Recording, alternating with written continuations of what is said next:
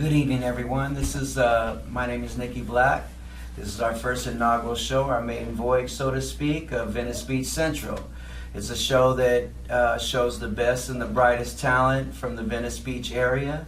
A lot of us did start at the Talking Stick Coffee Lounge, but not everyone played there, but most of us have. So put your seatbelts on, and we're gonna do this. I got VeniceVille here. The band, we all met at the Talking Stick. Roger Houston over here and Mike Coulter over here. We all played in the Venice Beach Fellowship Band, which was the church band that performed Sundays at the Talking Stick.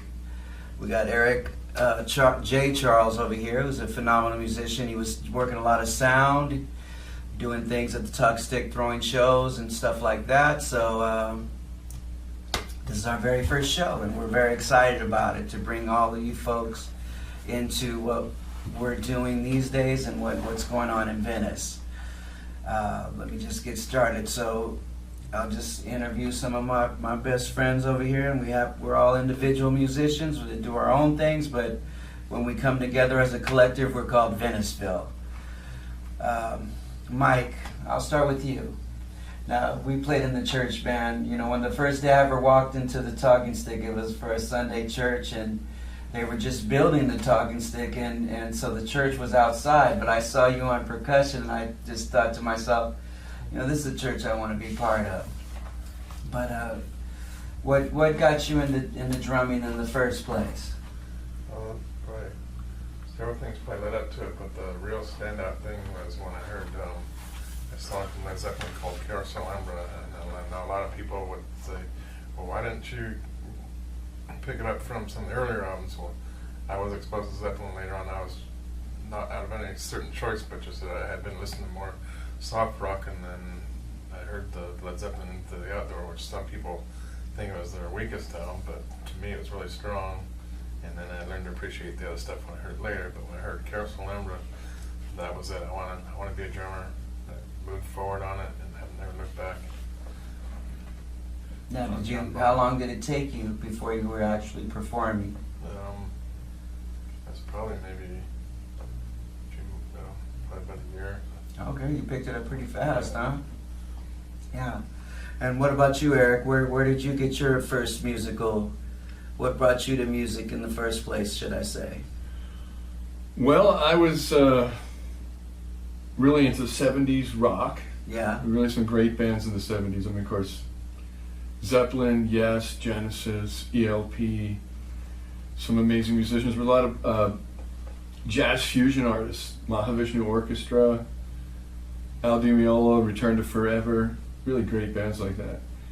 And of course, this was some very developed music.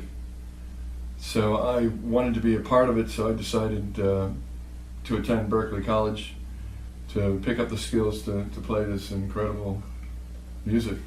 And I just kept at it as much as I could.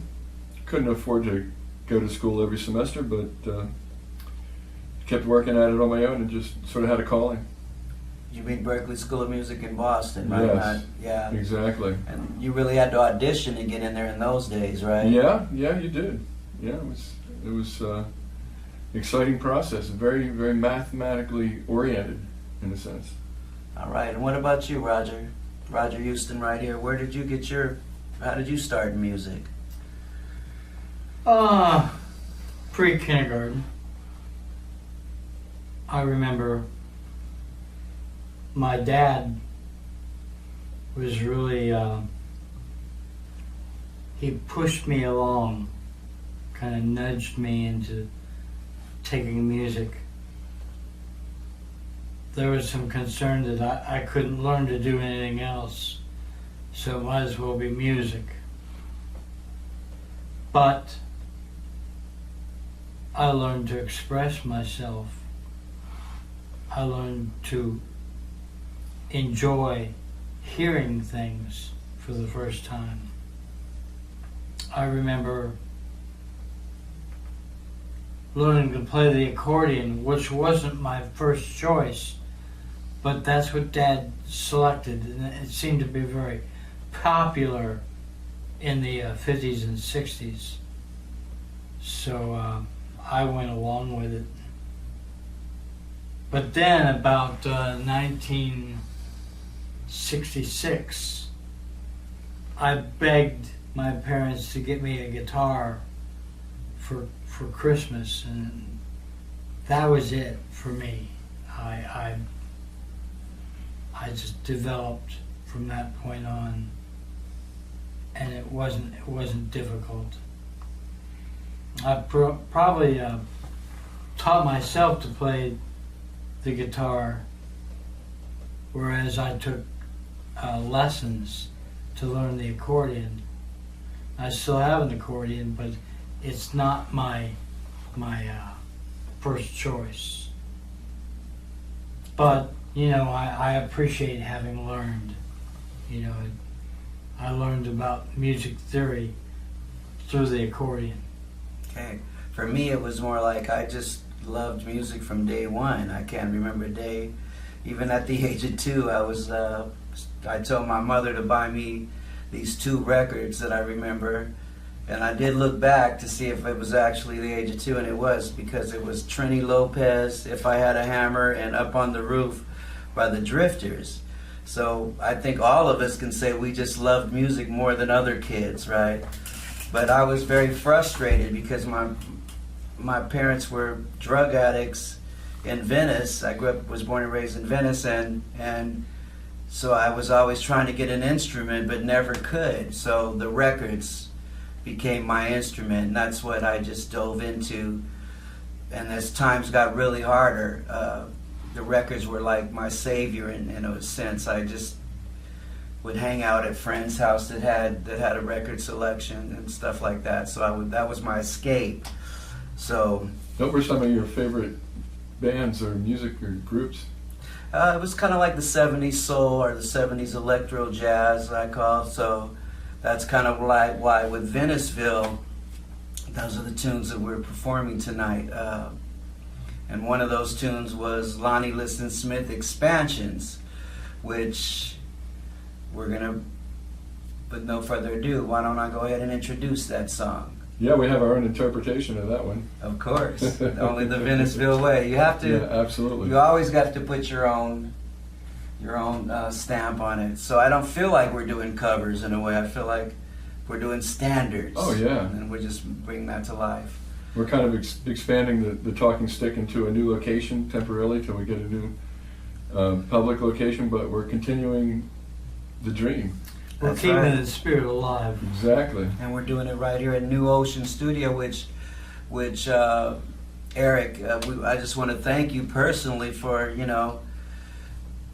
doing what you're doing for us. You're a phenomenal engineer, phenomenal musician, playing different instruments and stuff like that, man. We really couldn't do it without you. So check out this tune, Expansions, and tell us what you think. Somebody's just totally into yourself, but taking the pictures is another whole.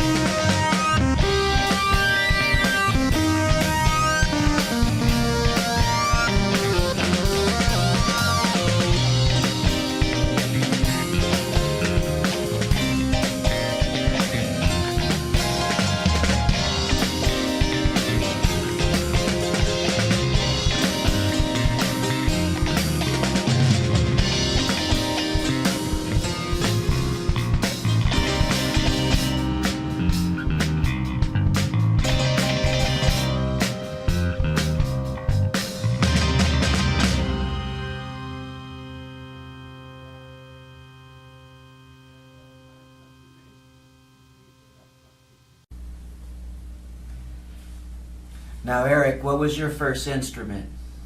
Trumpet was my first instrument. And how long did you play trumpet for? Oh, I'd say 6, 7, 8 years. Wow, Yeah. I never knew that. Yeah, I was in marching band actually Great. in high school and the orchestra. And one day I think, actually I heard a Led Zeppelin album, and it was Black Dog, and I thought, you know, I want to be a guitar player. I want to be able to do that. So- That's so funny because I always felt like I was a trumpet player, but you know, like I said, we were very poor, so I never really got the opportunity to play trumpet. But I don't feel like I've ever been influenced by guitar players. I've always been influenced by people like Lee Morgan on trumpet and Miles Davis. But the guitar was something that I could my mother's boyfriend, his brother wasn't playing it, so he kind of stole it, and she got me the lessons at first. So that's when I started, but at a much later age than most people. So all that frustration of all those years wanting an instrument went into that guitar, right? But I ruined the guitar because you should never ever play a stolen instrument. That's what I learned from that. So it took another 2 years before I could get another guitar. But there was more frustrating years. But Well, I think influences come from all angles, and not just learning how to play the specific songs that we hear, but just internalizing the energy, yeah, whether that's your instrument or not. for sure. And those records became very important to me. And Mike, you know, lately I've been really immersed in hip hop and dance music culture, right? So I got away from the actual drummers, right? Actual drumming, right? But it's been so refreshing playing with you, right? Because it's almost like I've gone full circle to where I started playing with drummers that don't just play hip hop beats or house beats and stuff like that. So where did you learn to play, you know, the fundamentals or the rudiments like you do? Yeah, for me, I didn't really I won't say I taught myself, but I did get a few lessons from a friend, but then he moved away, and I just decided to kind of take the direction he had following that, which, getting back to what you said, the records. It's just the other thing with me and music a lot was when my sister used to always bring some, that's how I even got to hear Carousel Amber. She brought the Led Zeppelin. Until then I really hadn't heard much other than started having a few songs, but I would listen on some of the records and pick out some different things, and I'd end up getting some different styles even too. And then picked up some things there, and then after walking up some of my own. And what I like about playing with you is that I always know where I'm at. Like you always let us know where the form is and that when the end of phrases are coming. So that's something that's very very unique about you, and I really like it. Mike also plays mandolin and even bass guitar, has a lot of different instruments, and in fact, his music theory is pretty sharp. We've transcribed many songs together, and he knows all the A lot of chords. fun, too. That's amazing that you guys can do all that. I only play one instrument. That's all I had trouble learning that, so I was very determined to learn. But Roger, you play many different instruments as well, but man, as a bass player, you're very funky, man. Where did you get the funk like that from? About 1966, I began to play the stand-up bass in church, and that was very formative for me. I didn't really know what I was doing. No one really taught me much, but there was the man who took care of the sound. His name was Chester Barnett. He taught me how to do certain things with the bass to kind of give it a little life, you know, make it very powerful. And you're from Ohio originally, right? Yes. Does that have anything? Because Ohio's known for funk. Yeah, Does I that know, have I know. anything It's to do true. with your It funkiness? does. Ohio, I was Ohio players. brought up. Bootsy Collins and you know James Brown was even King Records was it out of Cincinnati, Ohio, Yes. and you know who was the father of funk, you know. But that's why I like playing with you, man, because you bring to life the music with that funk, definitely. Well, thank you. And another tune that was really important to me at that time was Ain't No Sunshine by Bill Withers. So why don't we do a little rendition of that for you guys real quick? Let's bring it on. All right.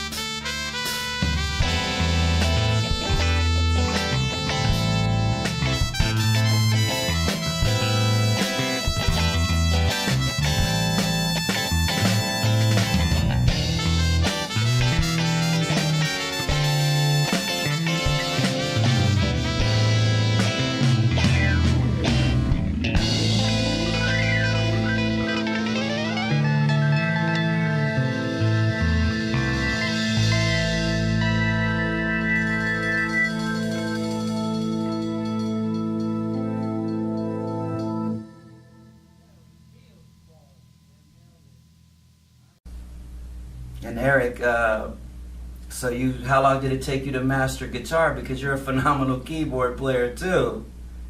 Where did that come from?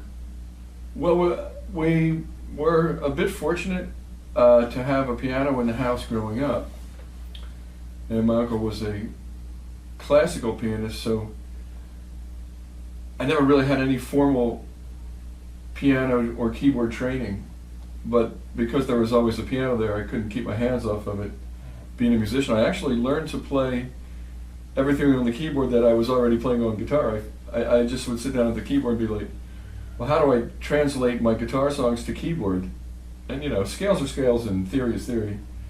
So I don't use any popular or traditional technique with my fingers. I sort of just developed my own methodology. It's very untraditional, and it works for me. Hey man, it's about the end result at the end of the day, right? And you definitely get that. So your growth has been, I've been watching you grow, and all of you guys grow, and including myself, since I've met you. And that's been very rewarding too. The Talking Stick has been a really fundamental location for us. It was going there. We all met there. Mike had his drums there. If you remember the red drums, they were Mike's drums. He was there for many years. And Roger had left his bass amp there, so we had a back line, and it was amazing that we could take that little place. That's right. And we were voted top 5 live music venue in Los Angeles, a coffee house, by LA Magazine. And we never charged anybody a penny to play. All we said is you got to buy something and participate. And it was amazing. People like Russ Kunkel played there. Yes. Lee Scalar played there. Yes. For the fun of it. Yeah. We had kids, multi-generational. It was just a very rewarding thing, and we're continuing that, and we're all looking for the brick and mortar place one more time, but we're going to do it even better next time. So yeah, we're going to continue support to do what we're doing online. Definitely. And Roger, you're a poet as well, right? So I've been told. You do a lot of you've been published quite a few times in the Venice Beachhead. I've seen your work there, and it's Well, I was a long time ago. I was doing that regularly. I submit to them once a month, but I don't know if it ever makes it. Yeah, I've read you several times, and I really love your work. It's a side of you that's different than the music. I think you're a genius in the poetry as well as the music. And why don't we get a page for him up on the website? You know. That we most definitely will. But we'd love to hear you recite some poetry. Well, we'll see. Okay. So again, Venice Beach Central is a website that's going to be all-encompassing to what my experience being born and raised in Venice. I have an insider's view of the history and of art, music, and culture. And right now it's very important with all the gentrification that's going on. And I'm not opposed to change at all. Really, everything in life changes. You know, I've lived a whole lifetime there. But I think it's really important to encapsulate the history of Venice so that the new generations might get inspired by it, sort of like a museum. So that's what we're doing here also. It's more than just this show where we showcase the best and the brightest people from Venice area, from the Talkings, mostly from people that in our catalog from the Talking Stick. So the Talking Stick that's a way of keeping it alive, right? And so many people volunteered over there to do so many things. And Eric, you were a sound man. Roger, you helped me. You mopped the floors. You did whatever you could. Mike, you helped out, showing up every Sunday for church and just being a positive person in the scene that we created. And you really helped me a lot because you would give me advice when I was getting too far off the track of where we needed to be in terms of mutual respect and how I know I'm a driven person, right? So I would have conflicts with somebody, but you would always, shed some wisdom on it that got me back on track, and I really appreciate that. I really do. And it's just a great thing to know you guys, man. We go back like 8 years minimum, maybe 9 years. Through thick and thin. Yeah, and here we are. We butted heads, but in the end, we all had the same goal: to further the art, to further The same what- madness. what we're Summer doing. madness, Exactly. right? And the great thing about it is we were always forgiving, all of you guys, Oh, and, yeah. and we always came back together. Yeah, that was another tune that was really important to me, that shaped my music and got me away from what was going on at my house with my mother and my grandmother, who got caught up in the heroin and all that. But was a tune by Coulter and the Gang called Summer Madness. So we're gonna show you a little excerpt of our performance of that. So sit back, relax, and enjoy the 8 tracks. Sounds good.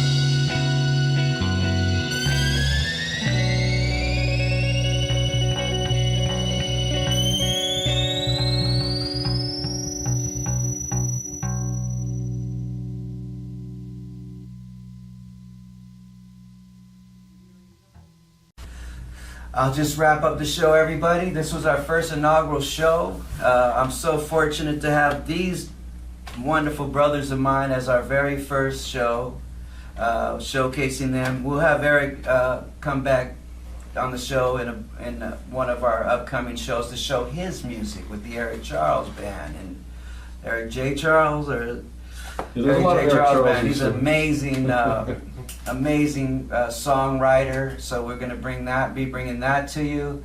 We're going to bring Mike back. He performs with other artists we're going to have, but also we'll bring him in as showcasing his mandolin. Hopefully we can get Roger back. But VeniceVille will always be the house band of this show. So thank you very much. Please support the website and what we're doing, because we definitely want to create a new space for artists to come together in concert to showcase their art, to develop their art. That's what we're all about. We're all about what Rich Braxma first started at the Talking Stick. He said, I'm not selling coffee.